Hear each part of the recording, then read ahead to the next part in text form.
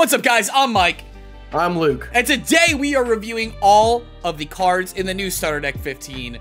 Is it called, Edward? What are these called? Wait, do they have a name? I don't know if they have a name, actually. Searching. Red Edward. It's literally just, it's literally just their name. It's just literally color name. Red Edward, Newgate, Green, Uta.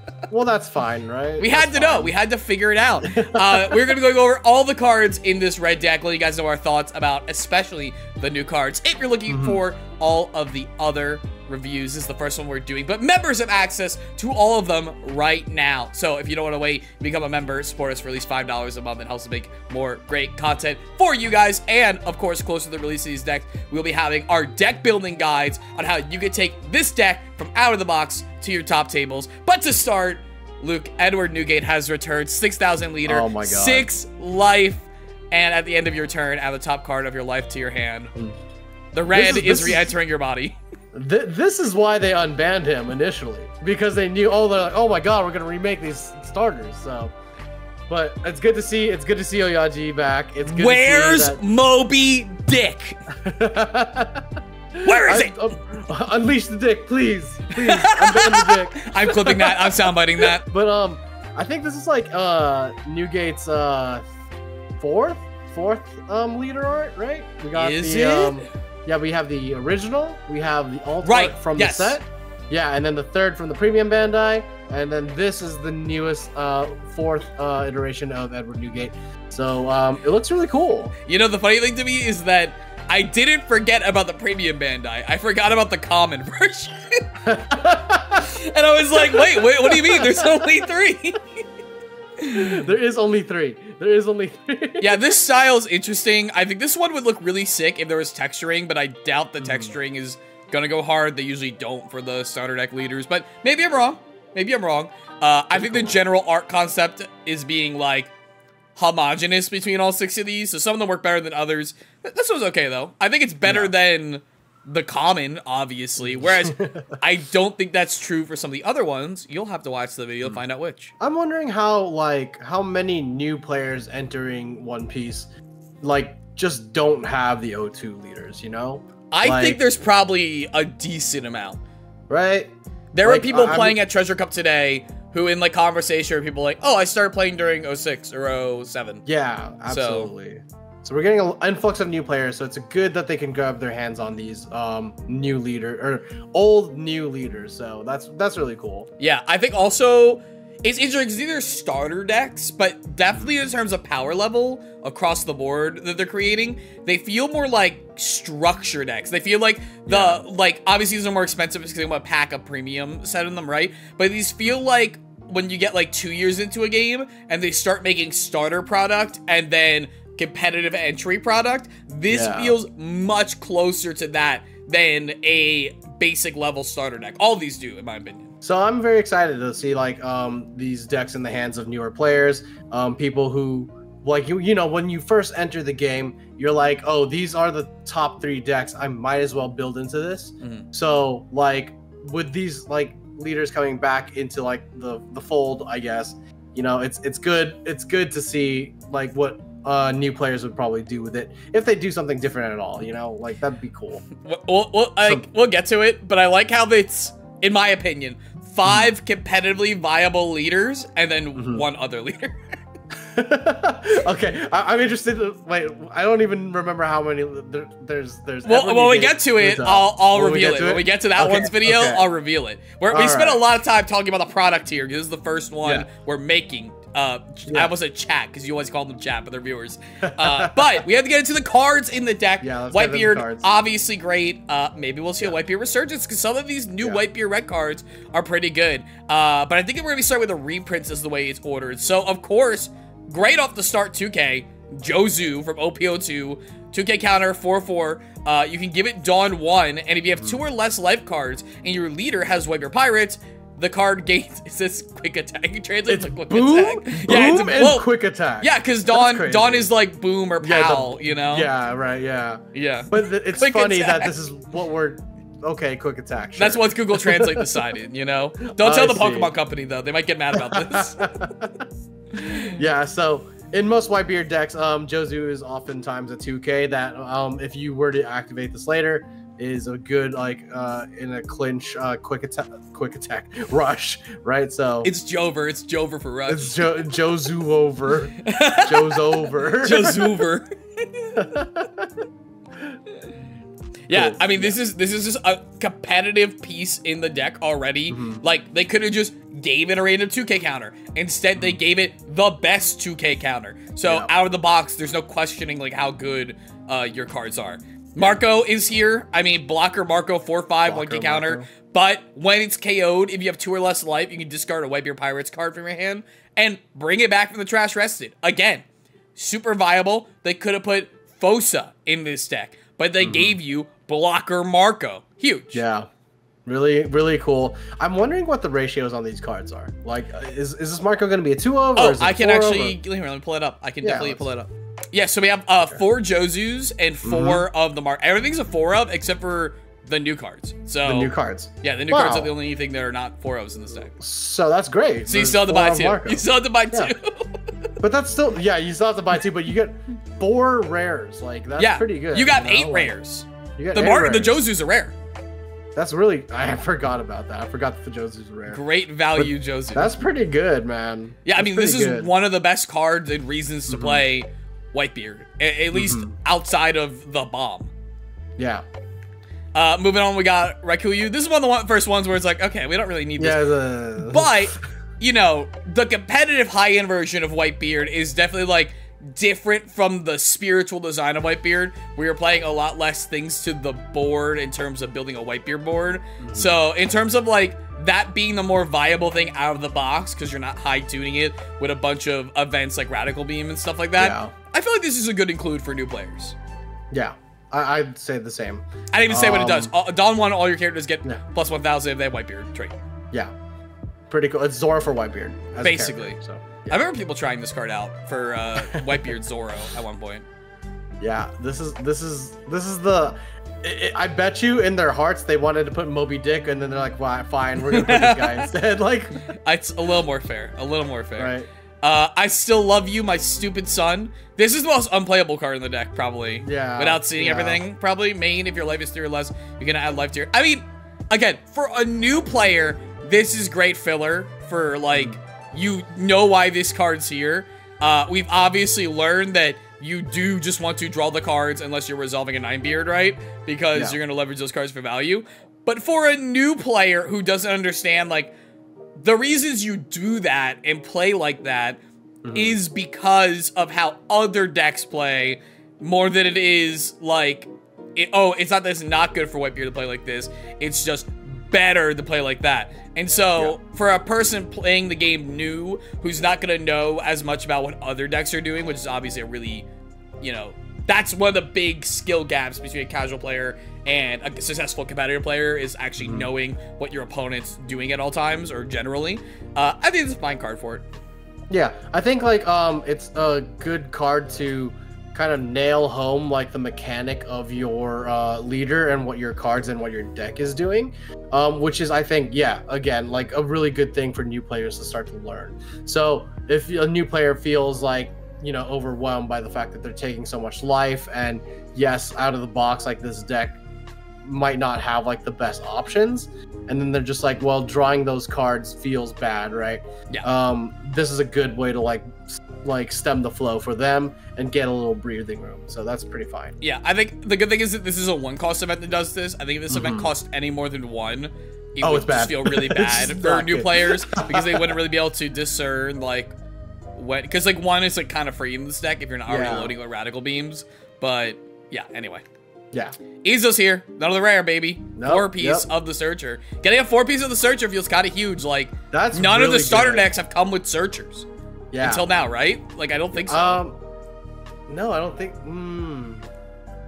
I don't... Bonnie. Bonnie, okay. That's the only one I can think of. Yeah, in green, But none of the Searchers was an on-play Searcher, I believe. I think we definitely could be not, wrong. Definitely not. But there no, are I don't think definitely so. like...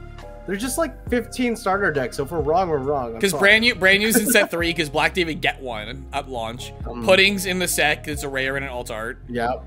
And that's Nami is in the set as well. Yeah, Nami's in the set. Yeah, nothing was in the original 4. Yeah. Yep. Cool. I think we're okay. I think we're clear. Again, this is what I'm talking about. Giving players a viable consistency deck in terms of being involved in the game and taking actions of value here out of the box. Just absolutely fantastic. Really great. And it's also an OPO3 card. So far, we've only seen and like reviewed like OPO2 cards in the deck so far. So it's really cool. Like it's branching through like the sets. Of course, they're going to pick and like they're going to cherry pick like the things that make this the deck, you know, like make this Whitebeard package. So that's cool. Yeah.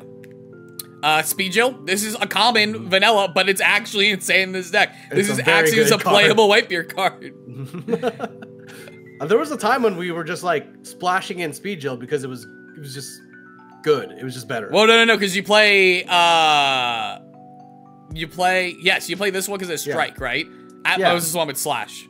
Or am I mixing it up? You played the one without Slash because Buggy in the Whitebeard, the Zoro deck. In the Zoro, right? Yeah. That's crazy that we did it. It's also crazy that we.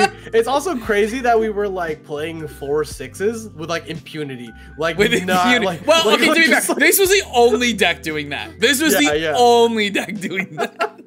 But it's just like it's so funny that you never had to like be afraid of like removal at that point. I think RP Law says haha. Yeah, right. RP Law says haha, and so does Lucci. But and now the ban list says haha. Yeah. We got Namule. Namule. Dude, your boy. Is this my boy? Well, he was your boy in the OPO8 review. Oh, that's true. That was my boy. Not really. It's it's called a callback. You know, it's called a callback, guys. Yeah, just a 3/5. Not as exciting as a 4/6 in this deck, but actually not upset to have it in this deck. It's just a beat stick.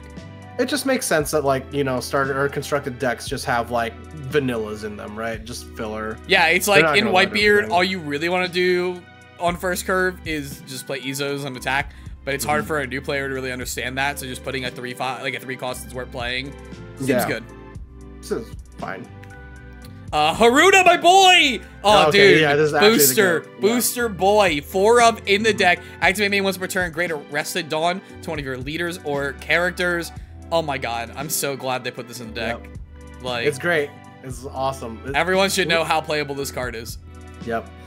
This was like a terror back in the day. So it was like I think Red Green Laws were running this too, right? Only during 4.5. Only during 4.5 That's when we ran it. That's when we ran it. Yeah. In the Whitebeard, because you either played the Wado package or you played the Whitebeard package. The Wado one was way better. Yeah, because Nami got banned. Yeah, Nami got restricted to 1. Yeah, so you moved to Izo, and then you can search this. Yeah, that was a code. But like, it was still good. Whitebeard Zora played it. Yeah. Oh yeah. True.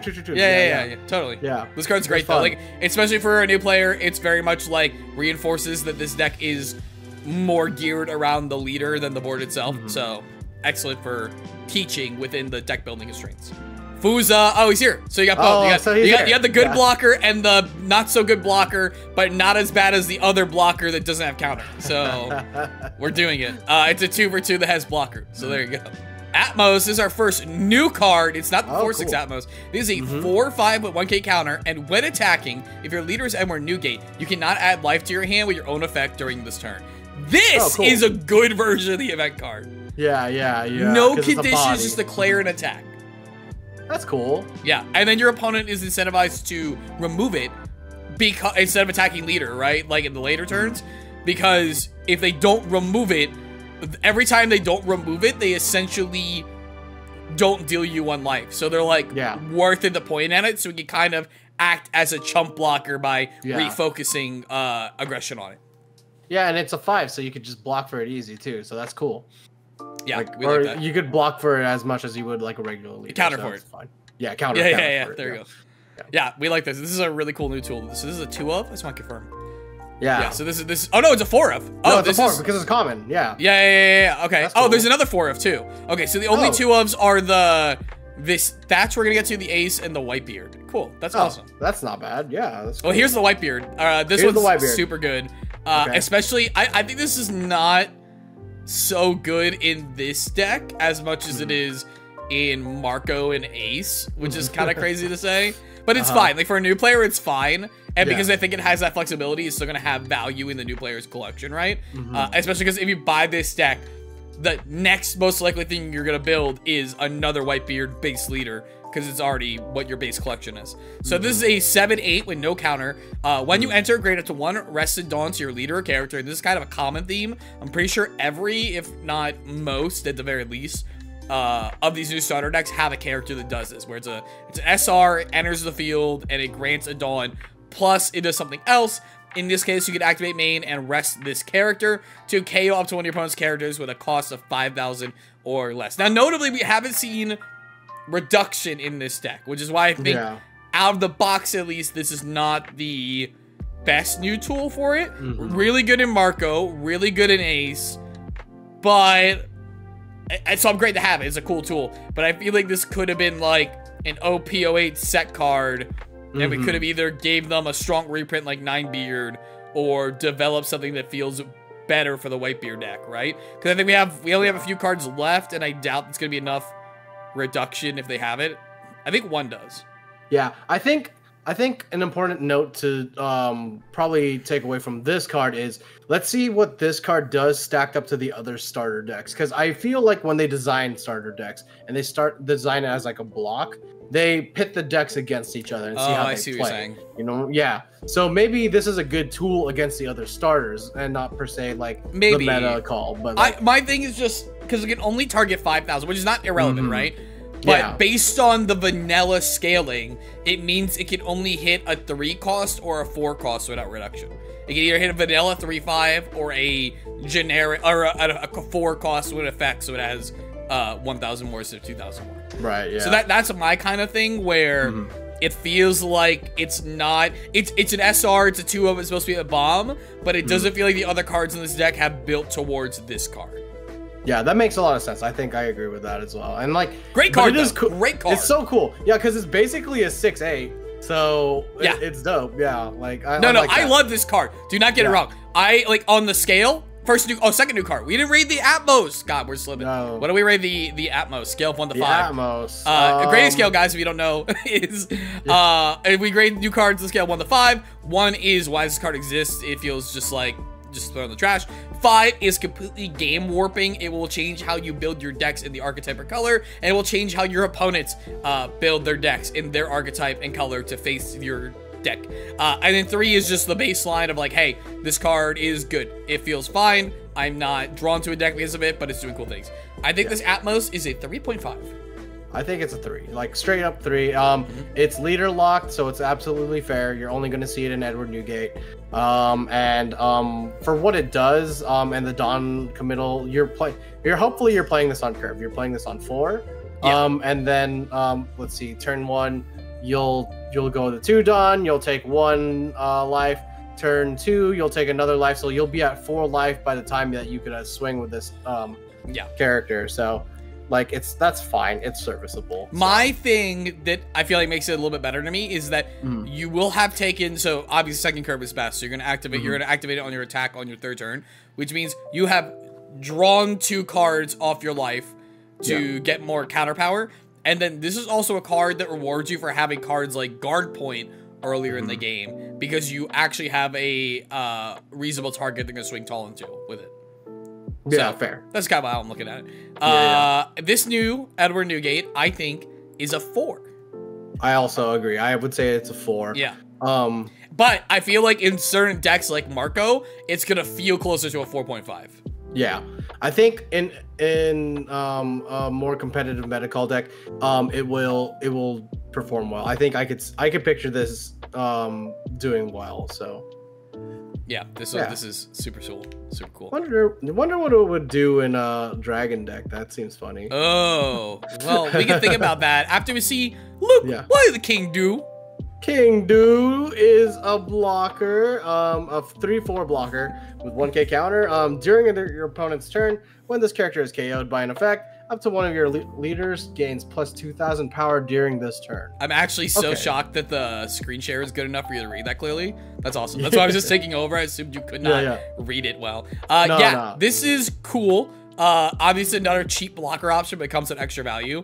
And it does that thing we've been talking about where how cheap blockers need to evolve to have KO triggers in terms of not when they block, but when they're removed, just to make them worth playing, because removal is just a bit accelerated in terms of power scaling really fast over the last couple of sets. Notably, it's only KO, though. It does not interact with blue bottom decking. Yeah, and this is such a easy to bottom deck target. Yeah. So I'm giving it just a 3. It's still better than like a chump blocker. I would usually give like a 2. So like I would give this a 3. I feel like I'll give it a 3.5 because it's doing something new. Like on removal, your leader gets plus 2,000. That's pretty cool. Yeah, it's pretty cool. I think this goes against how we were talking about though in terms of like playing against the cycle, because I'm pretty sure the blue deck has bottom deck cards in it. If it doesn't, I feel like it was poorly designed. But yeah, we'll see. I think that's probably fine. I think that's probably fine if the blue deck does have bottom deck cards, because I mean that just seems that feels good. Just rock paper scissors. Like, that's fine. Exactly. Yeah. And then these last two cards should be just 2-0. So this Thatch, this is our one reducer in the deck. It's a 1 cost 2,000 power with 2k counter, so it's our second 2k counter card in the deck. And then when played, if your leader is Whitebeard, up to one of your opponent's characters lose 2,000 power for the turn, then add the top card of your life to your hand. So it's literally whatever the dude who stabbed Newgate in the back, spoiler. Yeah, Squall, yes. Squall, it's him, but it has a 2k counter, and it's a 1/2 that reduces by 2, which is a 3/4 that reduces by 4. Yeah. So, okay. I mean, the 2k counter, so I'd rather have a 2k counter version. Yeah. For less. I think this card's spoilers, we take this out. We take this out for Otama. Spoilers, but like... I don't know if we do, though, because it's a 2k you hit off search. Like, I feel like you maybe just play both. I guess that's fair. Right? You just play both, and you have the flex, like, ability to search for a reduction. I just feel like this card is basically making you take 2 life for the turn. Yes, that's the problem. Feels not great, but like, is there anything in the? No. Wait. We'll go. Go back to Atmos really quick. Yeah. You cannot add life to your hand with your own effect. Correct. So Atmos does turn it off. Okay. Yes. Because this is, you do the rest of the effect first. And then you add the card, It works like, it does have cost on it. It works like Hody Jones. So it's Hody Jones with the Fishman. So the optimal turn is you have Atmos up, right? You swing with Atmos, and then you play Thatch. You minus 2,000 something, and then you slam down 7-Beard, right? And then you KO a 7k power thing. Maybe. Yeah, or you just even reduce something to swing into a Whitebeard. You know, make it a clean kill. Yeah.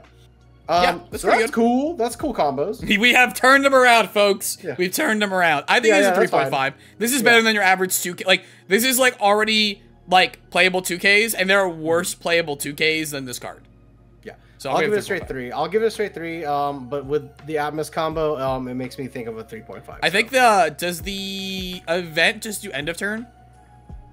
No, this one works. The events with the work event too. Ooh, oh my god! Spice. Wait, now I'm back on it. Wait, hold up now.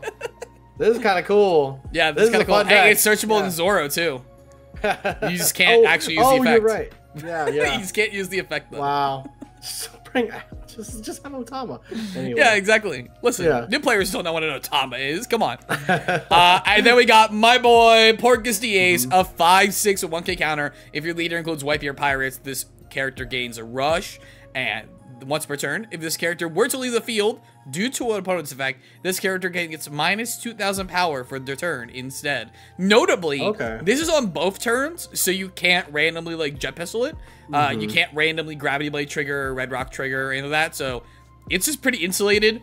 This card, I think, single-handedly like improves the Marco matchup so much, as well as makes Ace Leader way more viable than it was before, because it gives you a aggressive, sticky threat, which it was missing previously. Yeah, I'm a big fan of this card. I think it's a solid 4. Yeah, I agree. I think that's a 4. It's for all the exact reasons. I've never seen a card so sticky on both turns. Yes, so that's why it's sick. Yeah, because even really Blocker Marco is only during the opponent's turn, right? Yep. Blocker Marco is only during opponent's turn. A lot of things are only during opponent's turn. Like wait, no, wait. This one just says 1 KO'd. 1 KO'd. Oh yeah, you're right. Yeah, because so I have been randomly jet pistoled by a freaking Yeah, you can survive a jet pistol. Okay, you can do that, but still, it's. But this is anything. Cool. This is even KO. Yeah, this is anything. This is just like No. This is Hawkins, dude. This is Hawkins. Yeah, exactly. So. This is Fire Fist Hawkins, bro. Yeah, this is just cooler Hawkins.